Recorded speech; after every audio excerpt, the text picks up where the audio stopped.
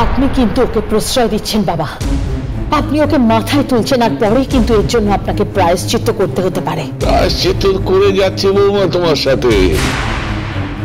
আমার অনেক আশা ছিল যে আমার ছেলের বিয়ের পর আমার নাতির একটা সত্যিকারের মা আসবে। আসেনি, মা আসেনি। ছেলেটা মা মা করে পাগলের মতো কেঁদে বেড়ায়, তার ট্রমা সে ভুলতে পারছে না। অথচ তুমি কোনদিন তাকে স্নেহের পরশ দাওনি, মাথায় হাত বুলিয়ে দাওনি, রাত্রে পাশে নিয়ে একটু কোনদিন ঘুমাওনি। বাবা, আপনি সকলের সামনে এভাবে আমাকে ইনসাল্ট করতে পারেন না প্লিজ। ওর একটা সম্মান আছে, কেন এমন করছো তুমি? আচ্ছা, তোমার কি বোধ বুদ্ধি সব চলে গেছে? ঠিক করে কথা বলো। বোধ বুদ্ধির কথা বলছো না? বুদ্ধি তোমাদের আছে, কিন্তু বোধ তোমাদের নেই। ব্যাস, যা আশুতোষ দেব যা বললেন তাই কর। এসো আমার সাথে, এসো।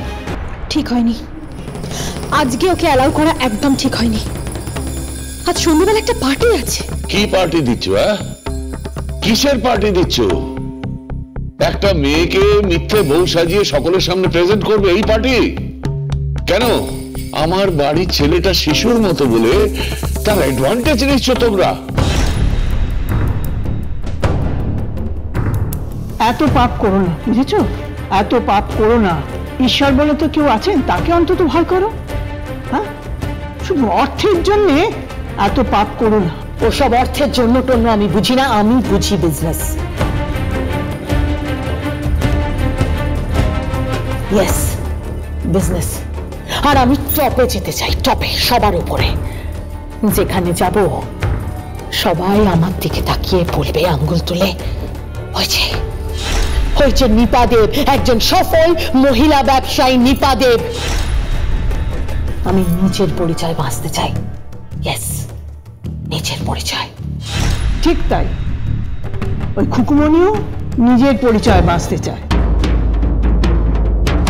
ঠিক তোমার মতন।